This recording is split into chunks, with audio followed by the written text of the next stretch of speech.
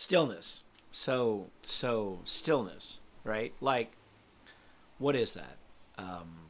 Look, I'm not one to sit here and tell you what stillness is completely, but I can tell you why I've struggled with stillness. Why, if you are remotely intrigued with how to feel better in your life and how to get your emotional shit together, how not to be so fucking reactive when you drive down the street, how not to go on social media and bitch and complain about people, which everybody does, how to stop like caring what people think about you, how to find an emotional equilibrium and balance, right? If that's really what you're intrigued with, then you got to fucking find stillness. I don't know how else to tell people this. And it's funny, everybody knows this. And I had spoken to a number of people this week. I was blessed this week. I got to meet with some clients in person.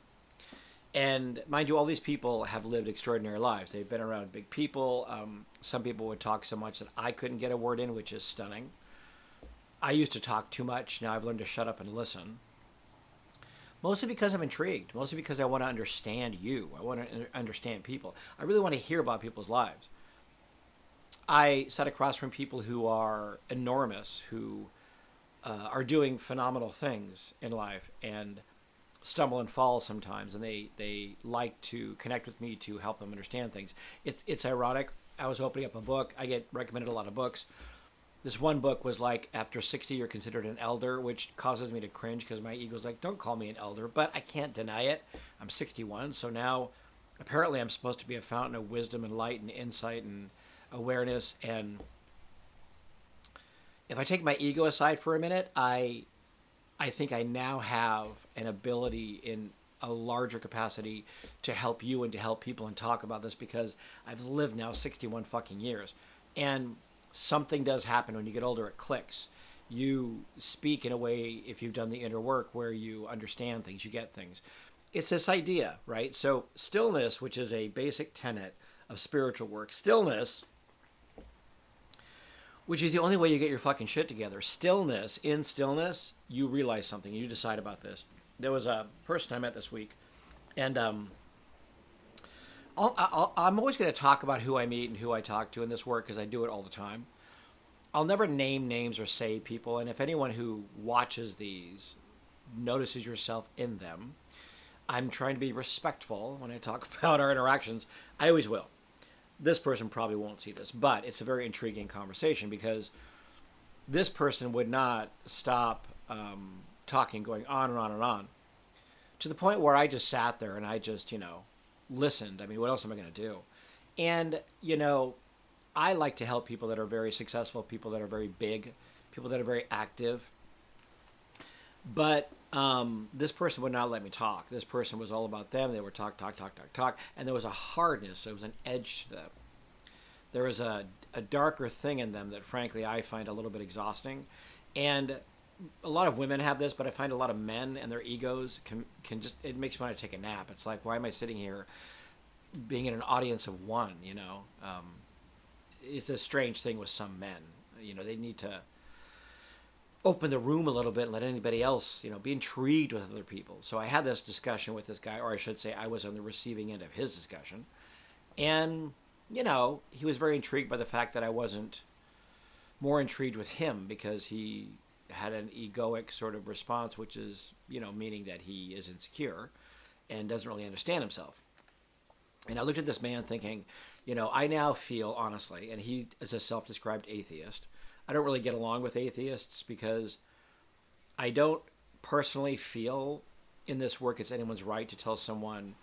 And someone texted me and said, why are you so angry? Well, who upset you? People did not upset me about this. I'm just very adamant about this one truth. Nobody can tell you what to believe in. Nobody can tell you. In stillness, you understand what actually makes sense to you. No one can tell you that God, through the Christian model, is the right answer. No one can tell you that if you accept Jesus Christ as your Savior, that your life's going to be changed. No one can tell you that if you accept the Creator in the Kabbalah, that everything's going to make sense to you. No one can tell you that, Catholicism is the answer. It is for them. It makes sense for them.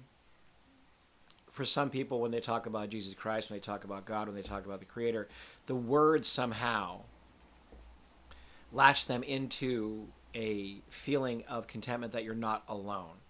Atheism, as I understand it, and I haven't gone too deep into it, but it seems to imply that we're alone, that we live alone, we die alone. I've had many people who are atheists tell me they find it humorous. They're a little smug in this, that we're trying to make sense of this world when there is no sense. It's just sort of things that happen. Those people, when they tell me that, of course, they usually had a past where there was a vilified version of religion, so they reject it, understandably. It's actually pretty healthy. However, in stillness, which is the core precept of spiritual work, in stillness, which is the core precept of psychologically finding your footing, you start to understand what it is that you believe in, what it is that you want in your life, and who it is you want to spend time with. So, circling back, this guy that I was talking with, when he came at me across the table, and I mean this figuratively, very dark, very heavy. I could see he had done this many times, and I'm sure many people were intimidated or backed down by it. I didn't feel anything. I just sort of observed him doing this thing. I laughed because earlier in the day, and this was just yesterday, this person I met was last night. So, and today I'm taping this, and I put it up the day I tape it. Today's Friday, and it's raining in LA. I hate the rain. I grew up in the rain. I hate the rain. I met with two people who are helping me put this out into the world, what I'm doing. And I'm going to be doing more live events, speaking live. And they stunned me because what they tapped into with me is I'm big, I'm brassy, I always call myself, I'm a tough broad. I'm a tough guy, right? I'm male energy, I'm female energy, I'm gay, but I work with a lot of straight men, so I get that sort of, let's go, the male thing. I also get the touchy feeling, let's have tea and knit a shawl. That girls sometimes are like women, girls, whatever you want to say. I also know a lot of, obviously trans people, so I'm always kind of a blended sexuality in there. But one thing that's always stunning is when people really get to know me, there's a very, very, very tender, sweet, childlike thing about me. And when this man last night was talking to me, there was a dark, acerbic, angry, mean, bitter thing that I don't like in people. I don't enjoy that in people. The fascinating thing to me is many people who are very successful are very kind, very compassionate. I'm not a big fan of the word empathy. I know people throw around they're empathetic. Empathy implies we meet people in their suffering. Ugh, I've had enough of that. Compassion is we relate to an individual who's hurting, but we're in a place where we see the benefits mostly of the pain. We're not, empathy is joining. It's like misery loves company. I don't like the word empathy, but these people that are working with me to help the brand, and what that means is the brand, it sounds so corporate, to share this word, this messaging, to work with people live, which has been a big passion of mine, which helped me after all my childhood and all the stuff that I've talked about, my trauma, being a prostitute, all that stuff. It really helped me, spirituality, to accept the fact that I'm an extremely tender, extremely kind, extremely sensitive, extremely vulnerable person. And the analogy that came up that they said, which I thought was fascinating, and people ask me, what do you do all the time? What do you do? What do you do? They want to say, I'm a life coach. Never liked that term. I think it's very 2000s. It just seems too broad. I don't really do that. They ask if I'm a therapist because I kind of emanate that a little. I'm not a licensed therapist, so I can't say I am, but I do sort of come across like that.